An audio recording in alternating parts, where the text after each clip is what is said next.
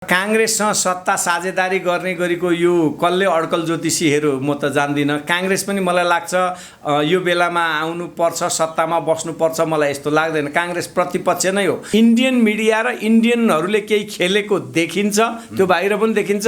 त्यस्ता कुरालाई हामी परास्त गरेर, त्यस्ता कुरालाई हामी एकदम चाहिँ ढिनै गरेर अगाडि बढ्नुपर्छ र हाम्रो मुलुकको निर्णय हामी आफूले गर्ने हो, अरूले विदेशीले गरिदिने होइन। राजेन्द्र महतोले भने जसरी टुडी खेलमा लगेर झुन्ड्याउने दिन कहिले आउँछ भ्रष्टाचारीहरूलाई? टुडी खेलमा लगेर झुन्ड्याउने दिन आउँदैन, किनभने हाम्रो कानुनले मृत्युदण्डको व्यवस्था गरेका छैन। तर जेलमा जनताले देख्ने किसिमको कारबाही, जनताले देख्ने गरीको कारबाही गर्नका लागि चाहिँ झ्याप लगेर थुन्ने कुरा चाहिँ अहिले पनि सुरु भएको छ। तपाईँ अहिले देख्नुहुन्छ यो सरकार आइकन पहिला भ्रष्टाचार हुन्थ्यो, कारबाही हुँदो रहेछ, देखिँदो रहेछ। भ्रष्टाचार अहिले पनि छ, तर अहिलेको सरकारले निरुत्साहित गर्ने गरी कारबाही सुरु गरेको छ। अघिल्लोचोटि भएका भ्रष्टाचारीहरूलाई ललिता निवास प्रकरणका लागि जेल हालेको छ, कतिपय सांसदहरू परे। अनि रौतहटमा चाहिँ 28 जना मान्छेलाई चाहिँ चिम्नीमा खाँदेर चाहिँ मार्ने मान्छेहरू आज जेलमा गए। उहाँहरू बसेर एउटा निर्णयमा पुग्न खोज्नुहुन्छ। अनि दोस्रो तहका नेताहरूले गिजुल गाजुल बनाउनु भयो भने उहाँहरूभन्दा अरू नेताहरूले चाहिँ गिजुल गाजुल गरेर त्यसलाई परिस्थिति धमिल्याउनु भयो भने त्यो चाहिँ राम्रो कुरो हुँदैन। अलिक आरोप चाहिँ त्यो ढङ्गका पनि अहिले आइरहेका छन्। त लिम्पियादुरा लिपुलेको नक्सामा मनिषा कोइरालाले भनेको एउटा शब्दलाई लिएर खातेसम्मको चाहिँ शब्द प्रयोग भएको छ इन्डियाबाट। यो निन्दनीय छ। पार्टी फुट्न दिनु हुँदैन, सबै चिज हुँदैन भन्ने एक ठाउँमा छ। त्यो विषयमा हामीले नेताहरूलाई भनेका छौँ, तपाईँहरू सबै मिल्नै सक्नुहुन्न एक ठाउँ भने। तपाईँहरू पूर्व प्रधानमन्त्रीहरू जति, पूर्व उप प्रधानमन्त्री वा उमेरको हिसाबले एक ढङ्गले चाहिँ अघिल्लो पुस्ताका मानिने नेताहरू तपाईँहरू रिटायर हुनुहोस् र दोस्रो पुस्ताका नेताहरूलाई नेतृत्व हस्तान्तरण गर्नुहोस्। यो पनि विकल्प हुनसक्छ। नेकपा माओवादी केन्द्र र नेकपा एमाले मात्रै होइन, यो कम्युनिस्ट मूलधारमा अरू कम्युनिस्ट घटकहरू पनि आउनुपर्छ, आउने तयारी पनि हुँदैछ भन्ने सुनेको छु। त्यसले गर्दा सबै आउनुपर्छ। झट्टी कहाँ हानिन्छ भन्दा जहाँ आँपको झुप्पो धेरै छ झट्टी त्यहीँ हान्ने हो। एउटा दोडा चाहिँ आँप भएको हाँगोमा त्यति मान्छेले झट्टी हान्दैन। झट्टी हान्नुपर्छ आँप झार्नका लागि। आँप झार्ने भनेको राम्रो कुरा झार्ने हो। नेकपालाई गरिएका आलोचनाहरू मैले त्यसलाई त्योबाट नेकपाले केही इरर छन् भने सचिने हो, होइनन् भने जनताको खबरदारी यहाँनिर छ भनेर होसियारीपूर्वक काममा अगाडि बढ्ने हो। मैले यसलाई गलत ढङ्गले बुझेको छैन। रोड बनाउन गयो, अलिकति बाटो फरक पार्नु पर्यो भने 4 फिट जमिन जनता छोड्न तयार छैन। सरकारले बाटो बनाएन भन्छ, ऊ 4 फिट जमिन छोड्न तयार छैन। अनि सरकारको मापदण्ड होला, त्यो मापदण्ड अनुसारको सडक बनाउनका लागि अलिक जबरजस्त गरेर डोजर लाउन खोज्यो, अदालत जान्छ। केपी ओली र प्रचण्डलाई यो ठिक हो यो बेठिक हो भनेर सल्लाह त कसैले दिनु पर्ला, तर उहाँहरूले लिने निर्णय गलत हुन्छ यस्तो चाहिँ मलाई लाग्दैन। त्यसले गर्दा उहाँहरू एउटा निष्कर्षमा पुग्नुहुन्छ।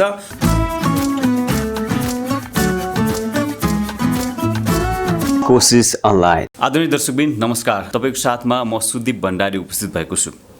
दर्शकबिन आज मेरो साथमा मोरङ क्षेत्र नम्बर 1 का प्रतिनिधि सभा सदस्य माननीय घनश्याम खतिवडा हुनुहुन्छ। आज हामी उहाँसँग समसामयिक राजनीतिक विषयमा कुराकानी गर्नेछौँ। आउनुहोस् उहाँलाई स्वागत गरौँ। मानज्यू स्वागत छ तपाईँलाई। धन्यवाद। मानज्यू, अहिले प्रधानमन्त्री केपी शर्मा ओलीको विषयमा चाहिँ उहाँको राजीनामा पार्टीभित्रैबाट पनि मागिएको छ। धेरैले उहाँको काम कारबाही चाहिँ राम्रो भएन भनिरहनु भएको छ। के हुन्छ, उहाँले राजीनामा दिनुहुन्छ? मैले अहिले केपी ओलीले राजीनामा दिनुपर्छ भन्ने मलाई कुनै हिसाबले पनि लाग्दैन। किन पनि लाग्दैन भने यो बेला केपी ओलीले राजीनामा गर्नुभयो भने तपाईँ मिडियाकर्मी साथीहरू हेरिरहनु भएको छ। इन्डियाका मिडियाहरूले जुन ढङ्गले उनलाई लखेटिरहेको अवस्था देखिन्छ, त्यो हिसाबले सारा चाहिँ नेपालको राष्ट्रियतामाथि इन्डियन जुन डोमिनेसन थियो, हामीलाई चाहिँ इन्डिया हेपाई जुन ढङ्गको थियो, त्यो चिजलाई बल पुग्ने हुन्छ।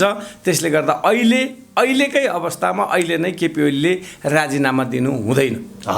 तैपनि अहिले त सरकारले राम्रो काम गर्न सकेन भनेर जनदबाब छ नि, सबैतिरबाट विरोध भइरहेछ नि। विरोध गर्ने साथीहरू डाक्टर सुरेन्द्र केसी विरोध गर्नुहुन्थ्यो, ज्ञानेन्द्र साईले पनि विरोध गर्नुहुन्थ्यो, रवि लामिछानेले पनि सुशासनको पक्षमा कुरा गर्नुहुन्थ्यो। तर अहिले उहाँहरूले पनि यो बेलामा केपी ओलीले राजीनामा गर्नु हुँदैन भनिरहेको सन्दर्भमा सुशासनमा कहाँ इररहरू देखिए, कहाँ कमजोरी भए, ती चिजलाई सच्याउनुपर्छ सरकारले पनि। तर अहिले प्रधानमन्त्री परिवर्तनको बेला होइन, यो बेसिजनको कुरा हो। नेकपाका दुईजना अध्यक्षहरूबीच 1-to-1 वार्ता भएको छ, तैपनि त्यो वार्ताको कुनै पनि निष्कर्ष निक्लिरहेको छैन। अहिले पछिल्लो दिनमा त समाचारहरूमा के पनि आइरहेका छन् भने तपाईँ कसरी हटाउनुहुन्छ, ल हटाउनुहोस्, त्यसपछि म के गर्न सक्छु भनेर प्रधानमन्त्री केपी शर्मा ओलीले अध्यक्ष प्रचण्डलाई भन्नुभएको भन्ने कुरा आइरहेको छ समाचारहरू। अब यस्ता कुराहरू बाहिर मिडियामा आउने गर्छन्। अलिक हाम्रो मुलुकको मिडिया, तपाईँहरू मिडियाकर्मी साथीहरूसँग बसेर कुरा गर्दा मिल्छ कि मिल्दैन, तर हाम्रो मिडियाको स्तर पनि अलिकति कमजोर भएको देख्छु म चाहिँ। किनभने मिडियाहरूको एउटा स्तर हुन्छ। अहिले त सामान्य युट्युब पनि मिडिया भएर निस्किदिने, अनि सबै चाहिँ त्यो ढङ्गको भएपछि अलिक सस्तो मिडियाबाजी पनि भएको होला। मलाई मेरा आदरणीय नेताहरू, हाम्रो कम्युनिस्ट पार्टी नेकपाका दुईजना आदरणीय नेताहरू त्यति कमजोर उसमा हुनुहुन्छ, परिस्थितिलाई बुझ्नुहुन्न, म यस्तो लाग्दैन। उहाँहरूले वार्ताबाट एउटा निष्कर्षमा पुग्नुहुन्छ। केपी ओली पनि एउटा लामो झापा विद्रोहदेखि एउटा लामो आफ्नो इतिहास बनाएर आउनुभएको नेता हो। त्याग छ उहाँमा, जेल बस्नुभएको छ। प्रचण्ड आफैमा त्यत्रो जनयुद्धको चाहिँ नेतृत्व गरेर आउनुभएको छ, उहाँसँग त्यो ढङ्गको ओत छ। त दुईजना नेता एकवटा पूर्ण हुनु भएन भने पनि एउटा सशस्त्र आन्दोलनको नेतृत्व गरेर स्थापित हुनुभएको लिडर, अर्को चुनाव लडेरै स्थापित हुनुभएको लिडर, त यो दुईटै लिडरहरूको चाहिँ मैले अहिले आवश्यकता, उहाँहरूको कलिसन कलेक्टिभ लिडरसिप, सामूहिक नेतृत्वको आवश्यकता मैले देखेको छु। बिगार्ने कहाँनिरबाट हो भने उहाँहरू बसेर एउटा निर्णयमा पुग्न खोज्नुहुन्छ, अनि दोस्रो तहका नेताहरूले गिजोल गाजोल बनाउनु भयो भने उहाँहरूभन्दा अरू नेताहरूले चाहिँ गिजोल गाजोल गरेर त्यसलाई परिस्थिति धमिल्याउनु भयो भने त्यो चाहिँ राम्रो कुरो हुँदैन। अलिक आरोपचित त्यो ढङ्गका पनि अहिले आइरहेका छन्। तपाईँको मिडियामा मैले खुलेर कुरा गर्दा त्यो ढङ्गको हुन्छ, दुईवटा अध्यक्षले बसेर कुरा टुङ्ग्याउनुहुन्छ अनि बाहिर अरूले बटार्नुहुन्छ भन्ने खालको कुरो आएको छ। कहिलेकाहीँ पार्टीमा समर्थकहरू, मै पनि विचार गर्छु, मेरो निर्वाचन क्षेत्रमा जाँदाखेरि म एउटा दिमाग बनाएर हुन्छु, नजिकका साथीहरूले होइन यसो चाहिँ भन्नु भने कहिलेकाहीँ कि के हो त भनेर सोच्न बाध्य पनि बनाउँछ मलाई पनि। तर हामीले जे चिज आफूले निर्णय र वास्तविकता सही हो, यत्तिका लिडरहरू केपी ओली र प्रचण्डलाई यो ठिक हो यो बेठिक हो भनेर सल्लाह त कसैले दिनु पर्ला, तर उहाँहरूले लिने निर्णय गलत हुन्छ यस्तो चाहिँ मलाई लाग्दैन। त्यसले गर्दा उहाँहरू एउटा निष्कर्षमा पुग्नुहुन्छ। मलाई त्यस्तो धेरै चाहिँ पार्टीभित्र आफ्नो आफ्नो बाटो समातौँ भन्ने ढङ्गका कुराहरू जुन ढङ्गका आए भन्ने आएको छ, त्यो चाहिँ त्यस्तो हो जस्तो लाग्दैन, त्यो गलत पनि हुन्छ। त्यो ढङ्गले अहिले पछिल्लो दिनमा बालटारमा के भइरहेछ, दुईजना अध्यक्षहरूबीच कस्तो कुराकानी भइरहेछ, तपाईँहरूलाई त सबै कुरा थाहा हुनसक्छ, भित्रभित्र कुराहरू तपाईँलाई थाहा हुनसक्छ, के भइरहेछ अहिले हामीलाई के पनि थाहा छैन र हामीले नेताहरूलाई थाहा नदिकन निष्कर्षमा पुग्नुहोस् पनि भनेका छौँ। थाहा दियो भने त्यसमाथि उभिएर स्वार्थ टकराउने, अनावश्यक खेल्ने कुरा भएकोले गर्दा नेताहरूले, हाम्रा अध्यक्षहरूले अहिले गर्नुभएको काम बुद्धिमानी काम छ। बाहिर थाहा नदिकन उहाँहरू दुईटाले कुरा मिलाएर यो हो नतिजा अहिले भनिदिनु भयो भने राम्रो हुन्छ। पार्टी एकता सम्झन्छु म। केपी ओली र प्रचण्डले, पुष्पकमल दाहालले दुईजनाले मात्रै बसेर निर्णय नगर्नु भएको भएदेखि यो मुलुकमा यत्रा दुईटा महान कम्युनिस्ट पार्टीहरूलाई मिल्न दिने गरेको पनि थिएन। यहाँ गलत तत्त्वहरू सलबलाउँछ, मिल्न दिने थिएनन् होला जस्तो लाग्छ। तपाईँले पार्टी एकताको कुरा गर्नुभयो, जति बेला चाहिँ चुनाव हुँदै थियो त्यति बेला चाहिँ जनताहरूले अब चाहिँ पक्कै पनि नेकपालाई जिताउनुपर्छ र त्यसपछि पाँच वर्षको स्थायी सरकार हुन्छ, देशमा उन्नति हुन्छ, अमन चयन हुन्छ भन्ने किसिमको जुन आशा गरेको थियो त्यो त देखिएन नि त। अहिले फेरि पार्टी अध्यक्ष, दुईजना पार्टी अध्यक्ष बिच चाहिँ अहिले झगडा परिरहेको अवस्था छ, वाद विवाद भइरहेछ। खासमा सरकार भनेको तपाईँको सरकार चलाउनुको लागि केन्द्रित हुनुपर्ने सत्तारूढ दल अहिले चाहिँ आफै किचलाउनु परिरहेको छ। यस्तो हुँदाखेरि जनताले फेरि किन नेकपालाई चुन्ने? यो कस्तो देखिन्छ भने नेकपा पार्टीको सिद्धान्त त दुईटा पार्टी एकीकरण भएका कुराबाट नै प्रेरित भएर, उत्साहित भएर यो स्थितिको मत नेकपालाई प्राप्त भएको हो। यसमा कसैले चाहिँ अब होइन कमजोर अवमूल्यन गर्यो भने वा यो चाहिँ ठिक थियो वा थिएन भन्ने ठाउँबाट हेऱ्यो भने बिल्कुल पार्टी एकता ठिक थियो। मेरो आफ्नो दृष्टिकोणमा यो बिल्कुल ठिक थियो। नेताहरूको दूरदर्शी निर्णय थियो, त्यसमाथि टेकेर नेताहरू आउनुभयो। अनि अहिले निराशा हुनै पर्दैन, निराशा हुनु हुँदैन। हाम्रा नेताहरूले यो स्थितिलाई बचाएर मिलाएर अगाडि लिएर जानुहुन्छ, मलाई यस्तो लाग्छ। र अहिलेको सन्दर्भमा हाम्रो मुलुकमा कम्युनिस्ट पार्टीको पक्षमा जनताहरू थुप्रै छन्। राजनीतिमा विश्लेषण गर्ने हो भने यो श्रमजीवी सर्वहारा वर्ग भन्ने गर्छौँ हामी राजनीतिमा। खास गरी श्रमको उचित सम्मान गर्नका लागि र हाम्रो मुलुकको बिग्रिएको अर्थतन्त्र, हाम्रो मुलुकको लामो समयदेखिको राजनीतिक अस्थिरताको अन्त्यका लागि दुईटा कम्युनिस्ट पार्टी मिल्नु नै थियो। मिलेपछि यो परिणाम आएको हो र त्यही कुरामा उभिएर गर्दाखेरि हेर्दाखेरि र अहिलेका उपलब्धिलाई जाँच्ने हो भने केही भएन भन्ने कुरा म मान्न तयार छैन। अहिले यही अवस्थामा दुई अध्यक्षबीच वादविवाद हुँदै गर्दाखेरि भोलि पार्टी फुट्न सक्ला जस्तो लाग्छ नि तपाईँलाई? पार्टी फुट्न दिनु हुँदैन, सबै चिज हुँदैन भन्ने एक ठाउँमा छ। त्यो विषयमा हामीले नेताहरूलाई भनेका छौँ, तपाईँहरू सबै मिल्नै सक्नुहुन्न एक ठाउँ भने तपाईँहरू पूर्व प्रधानमन्त्रीहरू जति, पूर्व उप प्रधानमन्त्री वा उमेरको हिसाबले एक ढङ्गले चाहिँ अघिल्लो पुस्ताका मानिने नेताहरू तपाईँहरू रिटायर हुनुहोस् र दोस्रो पुस्ताका नेताहरूलाई नेतृत्व हस्तान्तरण गर्नुहोस्। यो पनि विकल्प हुनसक्छ, त्यो ढङ्गले जानुपर्छ। तर अहिले पार्टी फुट्नु हुँदैन, पार्टी फुट्नु हुँदैन, हामी फुट्न दिन्नौँ कार्यकर्ताहरूले, त्यो ढङ्गले लाग्नुपर्छ। त्यो आम जनतालाई भन्न सक्नुहुन्छ? मजाले सबै आम जनतालाई म तपाईँहरूले पनि आफ्नो आफ्नो ठाउँबाट खबरदारी गर्नुहोस्, हरेक साथीहरू हरेक ठाउँबाट निस्किनुहोस्। कम्युनिस्ट पार्टी फुटाउने षड्यन्त्र भयो भने जसले फुटाउनका लागि प्रेरित गर्छ त्यो ठिक होइन। त्यसले गर्दाखेरि अहिले कम्युनिस्ट पार्टी नेकपा फुट्नु हुँदैन। नेकपा माओवादी केन्द्र र नेकपा एमाले मात्रै होइन, यो कम्युनिस्ट मूलधारमा अरू कम्युनिस्ट घटकहरू पनि आउनुपर्छ, आउने तयारी पनि हुँदैछ भन्ने सुनेको छु। त्यसले गर्दा सबै आउनुपर्छ, अहिले फुट्नु हुँदैन। अहिले पछिल्लो दिन जब नेकपा विवाद चुलिँदै गयो त्यसपछि कहिले चाइनाबाट फोन आउने होइन, कहिले कहिले चाहिँ चिनिया राजदूतले भेटघाट गर्ने, के नेपालमा चिनिया प्रभाव बढेकै हो त? नेपालमा चिनिया प्रभाव, इन्डियन प्रभाव अरू मुलुकको भन्दा बढी पर्छ, स्वाभाविक रूपमा हो। तर हाम्रो आफ्नो पञ्चशीलको सिद्धान्तमा हामी अगाडि बढ्ने स्वतन्त्र राष्ट्र हौँ। हामी असंलग्न परराष्ट्र नीतिमा विश्वास गर्छौँ। हामी कसैको परराष्ट्र मामलामा धक्का दिन पनि पुग्दैनौँ, हाम्रोमा दिएको पनि खप्दैनौँ। त्यसले गर्दा हाम्रो समस्या हामी आफै समाधान गर्न तयार छौँ। धेरै कुराहरू त्यस्ता गरिएका छन्। त्यसले गर्दाखेरि अहिले इन्डियन मिडियाले भने जस्तो चाइनिज उक्सावटमा यो लिम्पियाधुरा लिपुलेकको नक्सा सार्वजनिक गरेको भने जस्ता गलत कुरा र सरकार फेर्नका लागि इन्डियन चलखेल सुरु भएको छ भन्ने जस्ता कुराहरू यी कपोकल्पित कुराहरू हुन्। हामी हाम्रो मुलुकको चाहिँ एउटा राष्ट्रियतामाथि आफू आत्मनिर्भर गर्छौँ। इन्डियन मिडिया र इन्डियनहरूले केही खेलेको देखिन्छ, त्यो बाहिर पनि देखिन्छ।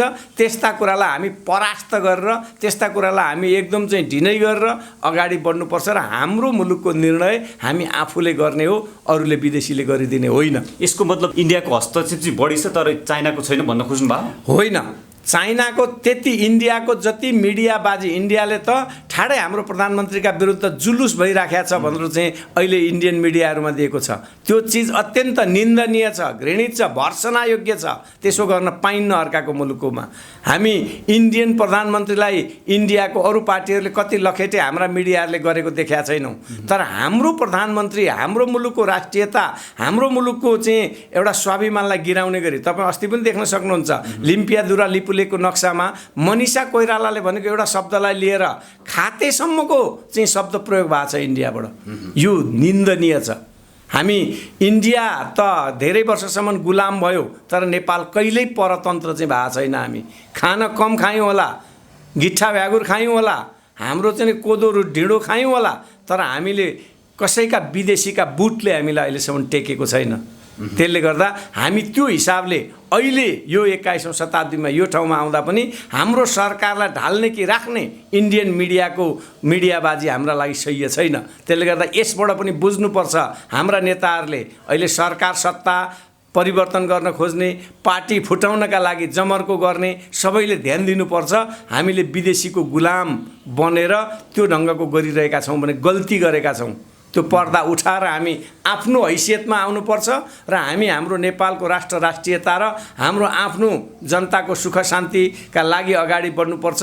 सुखी नेपाली र समृद्ध राष्ट्र निर्माणको अभियान भनेर सरकारले जुन आह्वान गरेका छ, काहीँ त्रुटि भयो भने त्यसमा लाग्नुपर्छ। कोभिड जस्ता चाहिँ रोगहरूले हामीलाई अहिले यो अभियानमा जान बाधा परेको छ। ती चिजहरूलाई हामीले चाहिँ करेक्सन गरेर अगाडि जानुपर्छ, बढ्नुपर्छ र कम्युनिस्ट पार्टीका प्रति जनताको जे विश्वास छ यो विश्वासलाई कुठाराघात गर्न पाइन्छ। जुन तपाईँले भन्नुभयो भारतले हाम्रो नेपालको सरकार गिराउन चाहिँ ठुलो काम गरिरहेछ, ठुलो मद्दत गरिरहेछ भनेर भन्नुभएको छ।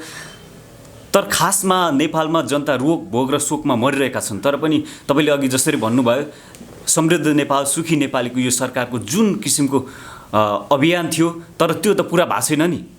होइन, जनतासँग दुःख चाहिँ छ होला। नेपाली जनता रोगसँग पनि लडिरहनु पर्ने स्वास्थ्य उपचार ठिक ढङ्गको चाहिँ हामीले पुर्याउन सकिरहेका छैनौँ होला, प्रयत्न छ। तर भोक लिएर जुन इथियोपियातिर अन्त अब नेपाल इथियोपिया हुन्छ भन्ने तर्कसँग म सहमति राख्दिनँ। तर हामीले जनताको आय आर्जनमा वृद्धि गर्ने, जनताको सुखका लागि चाहिँ उनको आर्थिक अवस्था मजबुत बनाउने, उनीले भित्र कसैलाई एउटा क्यान्सर लागेको छ, कसैको एउटा मृगौला फेल भएको छ, त्यसलाई उपचार गर्न नसकेर मान्छे मरिरहेको अवस्था हो, त्यो स्थितिबाट बचाउनका लागि उपचार सेवालाई सुलभ बनाउने, जनताका छोराछोरीले पढ्न पाउने शिक्षा स्वास्थ्य जस्ता कुराहरू राज्यले जिम्मा लिनुपर्छ भने जस्ता कुराहरू अगाडि बढाउनुपर्छ। त्यो छैन, धेरै मात्रामा छैन, तर प्रयत्न भइरहेको छ। अहिले मृगौला पीडितहरूलाई पनि डायलोसिस निःशुल्क गरिदिने कुरा, अनि क्यान्सरका बिरामीहरूलाई पनि अलिकति, मुटुका बिरामीहरूलाई पनि, अनि यो मेरुदण्डका बिरामीहरूलाई पनि अलिकति 1-2 लाखको चाहिँ आर्थिक सहायता दिने जस्ता कुराहरू सरकारले गरिरहेको छ। त्यसले पनि ठिकै राहत पुगेको छ। राम्रो त भन्दिनँ म, ठिकै राहत पुगेको छ। यसलाई धेरै राम्रो राहत पुग्ने गरी अगाडि बढाउनुपर्छ। यो सरकारले चाहिँ भ्रष्टाचारीलाई अझैसम्मको कारबाही गर्ने भन्ने जुन नीति लिएको छ, तर त्यो देखिएको छैन व्यवहार त। अहिले जुन कोरोना महामारीको बेलामा स्वास्थ्य सामग्री खरिद गर्दाका प्रकरण होस् अथवा अन्य विभिन्न प्रकरणहरू जुन हाम्रो दिमागमा ताजै छन्। राजेन्द्र महतोले भने जसरी टुडी खेलमा लगेर झुन्ड्याउने दिन कहिले आउँछ भ्रष्टाचारीहरूलाई? टुडी खेलमा लगेर झुन्ड्याउने दिन आउँदैन, किनभने हाम्रो कानुनले मृत्युदण्डको व्यवस्था गरेका छैन। तर जेलमा जनताले देख्ने किसिमको कारबाही, जनताले देख्ने गरीको कारबाही गर्नका लागि चाहिँ झ्याप लगेर थुन्ने कुरा चाहिँ अहिले पनि सुरु भएको छ। तपाईँ अहिले देख्नुहुन्छ यो सरकार आइकन पहिला भ्रष्टाचार हुन्थ्यो, कारबाही हुँदो रहेछ, देखिँदो रहेछ। भ्रष्टाचार अहिले पनि छ, तर अहिलेको सरकारले निरुत्साहित गर्ने गरी कारबाही सुरु गरेको छ। अघिल्लोचोटि भएका भ्रष्टाचारीहरूलाई ललिता निवास प्रकरणका लागि जेल हालेको छ, कतिपय सांसदहरू परे। अनि रौतहटमा चाहिँ 28 जना मान्छेलाई चाहिँ चिम्नीमा खाँदेर चाहिँ मार्ने मान्छेहरू आज जेलमा गए। यस्ता कुराहरू भएका छन्। भ्रष्टाचारका आफ्नै पार्टीभित्रका नेता कार्यकर्ताहरू गर्न सकेका छैनन्। मजाले पार्नुपर्छ, खोज्नुपर्छ। कम्युनिस्ट पार्टीभित्र कोही भ्रष्ट छ भने त्यसलाई 1 इन्च छोड्नु हुँदैन। झन् कम्युनिस्ट पार्टीलाई खोजिराखिएको छ, त अहिले पनि खोजिएको छ। त्यस्तालाई थुन्ने कुराहरू हुन्छ, थुनिन्छ। यो सरकारले त्यो गर्नुपर्छ, अख्तियारलाई एक्टिभ गर्नुपर्छ, सुशासनको प्रत्याभूति दिनुपर्छ। कारबाही हिजोभन्दा अहिले कारबाही बढेको छ। अहिले भ्रष्टाचार हिजोभन्दा केही घटेको त होला, तर निर्मूल भएको छैन। भ्रष्टाचार अहिले पनि देखिन्छ कता कता। त्यस्ता चिजलाई करोड से करोड दण्ड सजायको प्रबन्धका साथ अगाडि जानुपर्छ। त्यसलाई निर्मम, प्रधानमन्त्रीले भन्नुभएको 2टा कुरा राम्रो छ। उहाँले चाहिँ म भ्रष्टाचार गर्दिनँ, गर्न पनि दिन्न भन्नुभएको छ। उहाँले गर्नुभएको त आरोप पनि छैन, तर गर्नेहरूमाथि उहाँ अझै निर्मम हुनुपर्छ भन्ने जनताको आम माग छ। त्यसलाई चाहिँ प्रधानमन्त्रीले पनि ध्यान दिनुपर्छ। यसको मतलब जति गर्नुपर्ने त्यो सरकारले गर्न सकेका छैन भने चाहिँ तपाईँको पनि ठम्याइ छ? होइन, जति गर्नुपर्ने हो त्यति त त्यसको एकदम अप्टिमम बिन्दुमा पुगो म भन्दिनँ। तर सरकारका प्रयासहरू र जुन ढङ्गले भ्रष्टाचारलाई निरुत्साहित गर्न लागेको छ त्यो चाहिँ शुभ सङ्केतको रूपमा छ। जनताको खबरदारी पनि बाहिरबाट छ। हिजो यति बिघ्न मिडिया खबरदारी पनि हुँदैन थियो, के भएको थियो जनतालाई थाहा पनि हुँदैन थियो। आज खबरदारीले थाहा पनि भएको छ र जनताहरूले चाहिँ जुन ढङ्गले चाहिँ अब तल आशा गरेका छन् त्यो आशा गरे अनुरूपता भएको छैन होला। तथापि पनि भ्रष्टाचारीलाई कारबाही गर्ने र सुशासनको प्रत्याभूति दिने काम चाहिँ थालनी भएको छ। अहिले पछिल्लो दिन जनताको भनाइ छ जसपाले चाहिँ सरिता गिरीले कारबाही गर्यो, तर नेकपाले चाहिँ भ्रष्टाचारीहरूलाई संरक्षण गर्यो भन्ने किसिमको एउटा भनाइ छ। त्यसकारणले चाहिँ जसपा चाहिँ नेकपाभन्दा राष्ट्रवादी देखियो भन्ने कुरा भन्ने भनाइहरू आइरहेछ। यस्तै अवस्था भयो भने पछि के हुन्छ नेकपाको स्थिति? त्यो गलत कुरा हो। कसैले राजनीतिक हिसाबले भन्न सक्ला अब झट्टी कहाँ हानिन्छ भन्दा जहाँ आँपको झुप्पो धेरै छ झट्टी त्यहीँ हान्ने हो।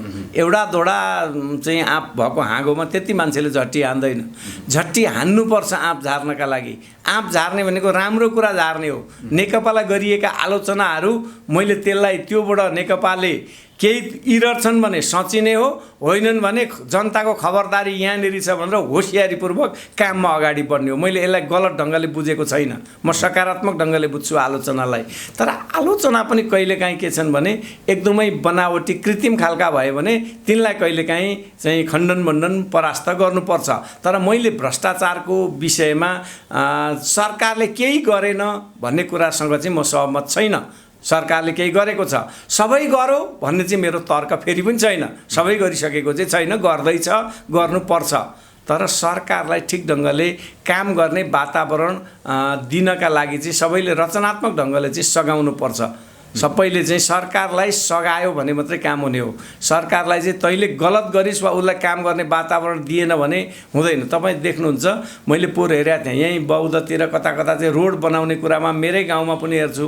रोड बनाउन गयो, अलिकति बाटो फरक पार्नु पऱ्यो भने 4 फिट जमिन जनता छोड्न तयार छैन। सरकारले बाटो बनाएन भन्छ, ऊ 4 फिट जमिन छोड्न तयार छैन।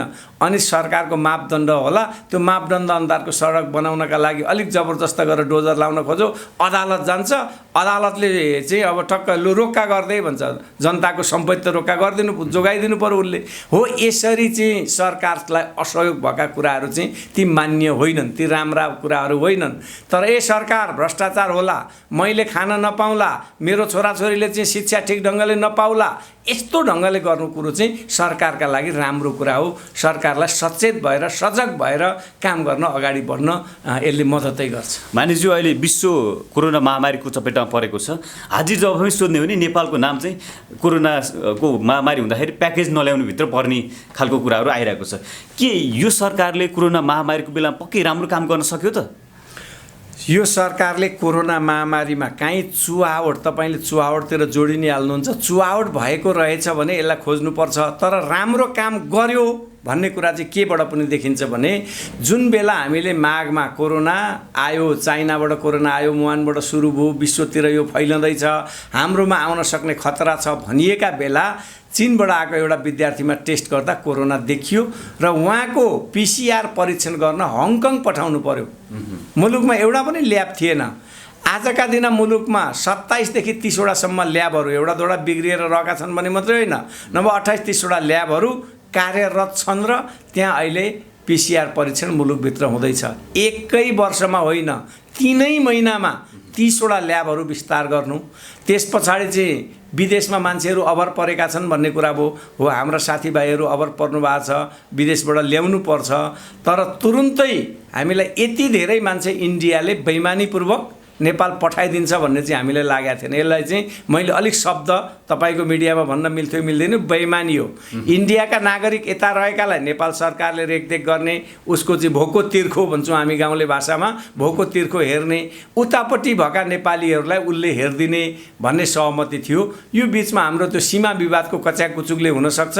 इन्डियाले एकै रात एकै दिनमा 40-50 हजारको सङ्ख्यामा लगातार इन्डियाबाट मान्छेहरू नेपाल पठाइदिएपछि हामीले हाम्रा क्वारेन्टाइनले पनि काम गरेन। सरकार, स्थानीय तह, स्थानीय सरकार, प्रदेश सरकार कसैको क्षमताले पनि तर भ्याएन। त्यो बिचमा क्वारेन्टाइन म्यानेजमेन्टको लागि त धेरै समय थियो नि त सरकारसँग। थियो, तर तपाईँ अमेरिका जस्तो अनि इटाली जस्ता मुलुकहरूले पनि नसकेको चिजसँग हाम्रो मुलुकको, हामी त गरिब मुलुकै मान्छे त हौँ नि त, हाम्रो चाहिँ हिजो पूर्वाधार नभएको ठाउँमा यति गर्नै पर्थ्यो भन्ने कुराको आग्रह नराम्रो विषय होइन।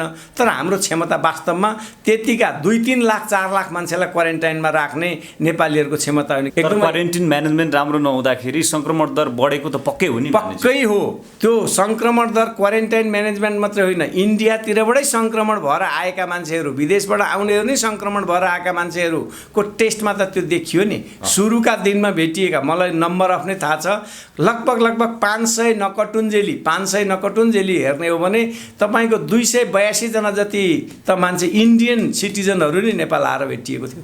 नेपालमा भेटिएको त्यति त इन्डियन नागरिकहरू नै हो।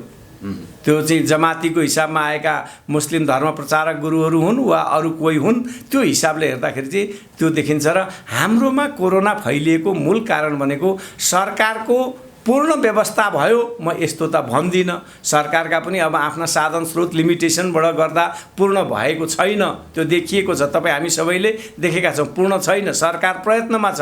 कोरोना आउँछ भनेर बजेट छुट्याएर राखेको थिएन, पूर्वाधार थिएन, सबै चिज थिएन। तर सरकारले जुन ढङ्गले द्रुत गतिमा काम गर्यो त्यसका लागि सरकारलाई धन्यवाद दिनुपर्छ। जनताहरूले यत्रो विरोध गरेका छन् सरकारको, तपाईँ धन्यवाद दिनुहुन्छ?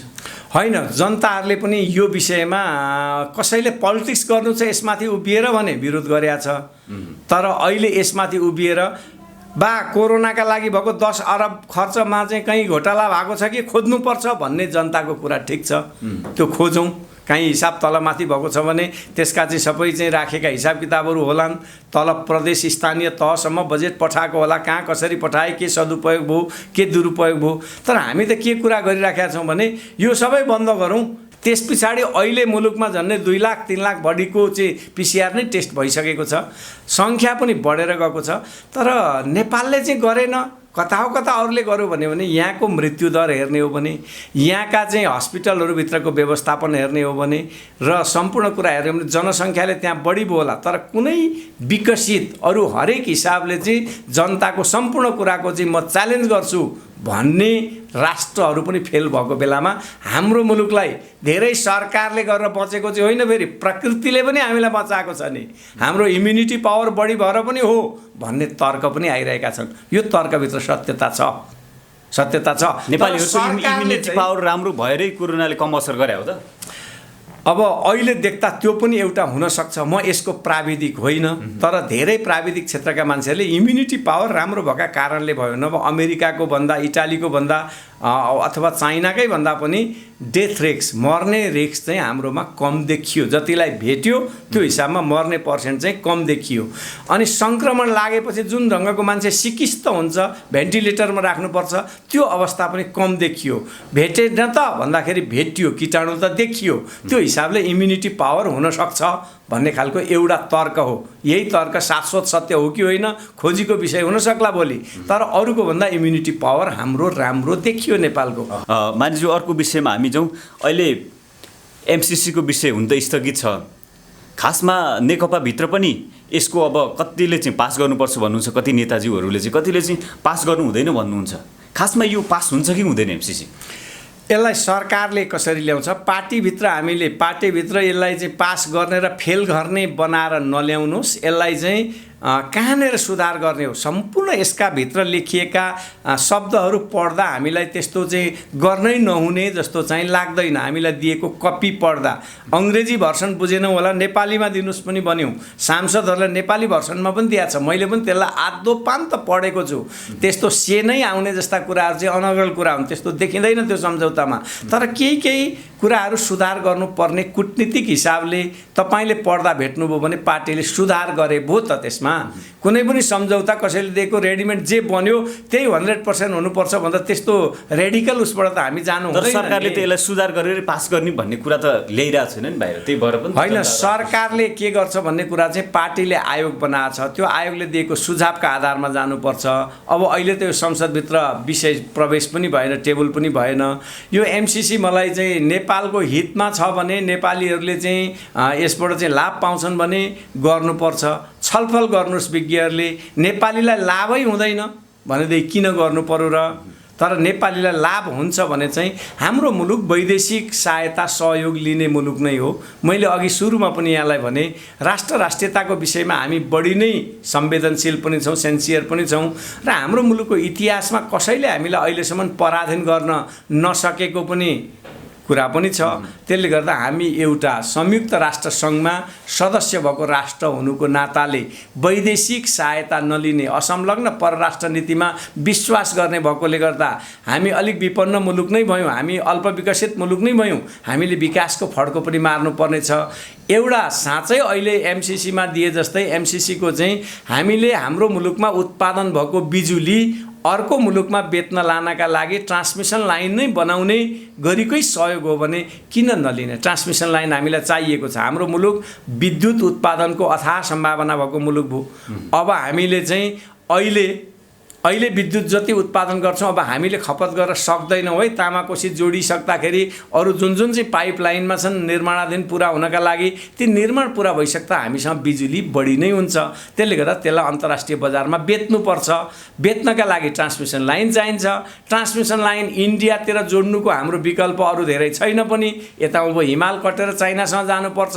त्यसले गर्दा हाम्रो छिमेकी तीनतिरबाट घेरिएको उसँग केही सीमामा उसको हेपाहा प्रवृत्ति, केही उसका शब्दमा नेपालीहरूलाई डोमिनेसन गर्ने हेप्ने तरिका त छन्, तर पनि हामी उसको विचार फेर्न सकौँला, व्यवहार फेर्न सकौँला, छिमेकी नि फेर्न त सक्ने पक्षमा पनि छैनौँ। यसको मतलब मान्यज्यूले चाहिँ यो एमसीसी पास हुनैपर्छ भन्न खोज्नु भयो? मैले त्यो ढङ्गले एमसीसी पासै 100% हुनुपर्छ भने देशका लागि अहित हुने कुरा छन् भने त्यसलाई फेल गर्नुपर्छ। नभए हामी ठ्याक्कै 15-20 वर्ष जति लाग्छ मलाई अगाडि अरुण थर्डको यसै गरी विरोध गरे हो हामीले। अरुण थर्डको विरोध गऱ्यौँ, आखिरीमा अरुण थर्ड बन्यो। त्यो 20 वर्ष अगाडि बनेको भए विरोध गरेर त्यो ब्याक नगएको भएदेखि मुलुकमा लोड सेडिङ हुने रहेनछ। त्यही मोडलमा कुनै मोडल चेन्ज नभई त्यही मोडलमा अरुण थर्ड अहिले बन्यो र क्या बात हाम्रो विकास राम्रो छ अरुण थर्डको भनिराखेका छौँ। अहिले पछिल्लो दिनमा चाहिँ नेकपामा विवाद बढ्दै जाँदा चाहिँ सम्माननीय प्रधानमन्त्री केपी ओलीले चाहिँ काङ्ग्रेसका सभापति शेरबहादुर देउवालाई चाहिँ गृह मन्त्रालय सहितको मन्त्रालय दिने भन्ने हिसाबमा चाहिँ पछि मिलेर जान सकिन्छ कि भन्ने हिसाबमा छलफल गर्नुभएको भन्ने कुरा बाहिर आइरहेछ नि। यो विषयमा के भन्नुहुन्छ मान्यज्यू? होइन, अब यो विषय बाहिर आएको छ, नेकपाभित्र विवाद भएकै हो, तर काङ्ग्रेससँग सत्ता साझेदारी गर्ने गरेको यो कसले अड्कल ज्योतिषीहरू म त जान्दिनँ। काङ्ग्रेस पनि मलाई लाग्छ यो बेलामा आउनुपर्छ, सत्तामा बस्नुपर्छ, मलाई यस्तो लाग्दैन। काङ्ग्रेस प्रतिपक्ष नै हो। हाम्रो लोकतन्त्रको ब्युटिनेस भनेको, राम्रो पक्ष भनेको के हो भने बहुमत ल्याउनेले सत्ता चलाउने हो, अल्पमत हुनेले प्रतिपक्षमा बसेर खबरदारी गर्ने हो। प्रतिपक्षको पनि हाम्रो संविधानमा हाम्रो सिस्टम, हामीले जे सिस्टमबाट हामी राजनीति अगाडि बढाइरहेका छौँ, मुलुक बढाइरहेको, यो सिस्टममा प्रतिपक्षको भूमिका पनि महत्त्वपूर्ण हुन्छ। त्यसले गर्दा प्रतिपक्ष पनि सत्तामै जाने अनि सत्तापक्ष पनि सत्तामै छ, त्यो त खिचोलो हुन्छ। त्यसले गर्दा पहिलो कुरो त काङ्ग्रेस बिनै नेकपालाई गणपूरक सङ्ख्या मजाले पुग्दो गरी छ। संविधान संशोधनका लागि 2/3 मतको नजिक पुगेर भनेको थियो सर्वसम्मतिले संविधान संशोधन पनि हुँदो रहेछ। प्रतिपक्षलाई पनि राष्ट्रियताले छुन्छ, त्यो नछुने म अवमूल्यन गर्न चाहन्न। तर अहिले काङ्ग्रेसलाई लिएर सत्ता सञ्चालन गर्ने भनेको कुरो एउटा प्रधानमन्त्रीले प्रतिपक्षी दलको नेतालाई भेट्ने कुरा ठुलो कुरा भएन। सबै नेताहरू भेट्नुहुन्छ, राष्ट्रियताका इस्युमा पनि सर्वदलीय बैठक पनि हुन्छ। तर यो काङ्ग्रेससँग मिलेर नेकपा टुटेर फुटेर अनि सत्ता चल्छ भन्ने कुरा चाहिँ यो सपना सायदै नेपाली राजनीतिमा नदेख्दा हुन्छ। नेपाली राजनीतिका विश्लेषकहरू वा यसलाई चाहिँ अड्कल गीताबाट ज्योतिष हान्नेर यसो हुन्छ होला भन्नेहरूको ज्योतिष विद्या यो कुरामा फेल हुन्छ। मानिसज्यू, हामी अन्तर्वार्ताको एकदमै अन्त्यमा आइसकेका छौँ र हजुरका केही कुरा छुटेका छन् भने दर्शकहरूलाई त्यस्तो केही भन्न बाँकी छ, नेपाली जनताहरूलाई केही भन्न बाँकी छ भने कृपया भनिदिनु। मैले धेरै भन्नु छैन। यो सरकारले गरेका सकारात्मक कामहरूको कुरा बाहिर पनि आएको छ। नेपालको नक्सा, प्रशासनिक नक्सा, लिपुलेक, लिम्पियाधुरा, कालापानी मिलाएर गरेको छ, त्यो राम्रो कुरा हो। सरकारले चाहिँ एउटा अर्थतन्त्रलाई स्थिर बनाउनका लागि जुन ढङ्गले चाहिँ प्रयत्न गरिरहेको छ त्यसलाई हेर्दाखेरि सरकारको कहीँ कन्जुस्याइ भयो कि भन्ने हो। तर यो घाँटी हेरी हाड निल्नुपर्छ भने जस्तो विकास निर्माणमा अलिक बढी बजेट लाउनुपर्छ भन्ने जनताको चाहना अनुरूप हामीले पनि सुझाव दिएका छौँ। सरकारको ध्यान त्यतातिर केन्द्रित हुनुपर्छ। आम्दानीका स्रोत सीमित छन्, कोभिडले हामीलाई अप्ठ्यारो बनाएको छ। यो बेलामा हाम्रा आन्तरिक विवादहरू नेताहरूले पनि बुझ्नु भएको छ। हामीले त आग्रह गर्ने हो, अनुरोध गर्ने हो, दबाब दिने हो उहाँहरूलाई। यसलाई हल गर्दै नेपालीहरूका इच्छा चाहना र हाम्रो लोकतन्त्रलाई स्थायित्व दिनका लागि हामीले धेरै लामो प्रयत्नपछि संविधान बनाएका छौँ। यसको कार्यान्वयनका लागि हामी सबैले एकजुट भएर लाग्नुपर्छ। नेकपा फुट्छ कि भन्ने यहाँले जुन आशंका गर्नुभयो, म त्यसको एउटा जिम्मेवार कार्यकर्ता, त्यस पार्टीको एउटा सांसदको हिसाबले आग्रह गर्न चाहन्छु। नेकपा फुट्दैन, फुट्नु हुँदैन र कोही पनि नेताले यसलाई फुटाउने प्रयत्न गर्नुभयो भने पहिलो तहका नेताहरूले विश्राम लिएर दोस्रो तहका नेताहरूलाई तुरुन्तै जिम्मा लाउनुपर्छ। यहाँ केपी ओली मात्रै होइन, अब रिटायर हुनु पर्यो भने केपी ओलीको पुस्ता नै रिटायर गर्नुपर्छ भन्ने ठाउँबाट चाहिँ म आग्रह पनि गर्न चाहन्छु। यसरी जानुपर्छ र अहिलेको सन्दर्भमा तपाईँले र तपाईँको टेलिभिजन च्यानलले मसँग कन्भर्सेसन गरेर केही मेरा कुराहरू राख्न दिनुभयो, यसका प्रति तपाईँ र तपाईँको टेलिभिजनलाई समेत हार्दिक धन्यवाद। सुनिरहने श्रोताहरूलाई आवश्यक कमेन्टका लागि समेत आग्रह गर्दै म चाहिँ मेरो विचार सुनिदिनु भएकोमा हार्दिक धन्यवाद दिन चाहन्छु। मान्यज्यूले आफ्नो एकदमै अमूल्य समय दिनुभयो, त्यसका लागि हामी पनि तपाईँलाई धेरै धेरै धन्यवाद दिन चाहन्छौँ। धन्यवाद।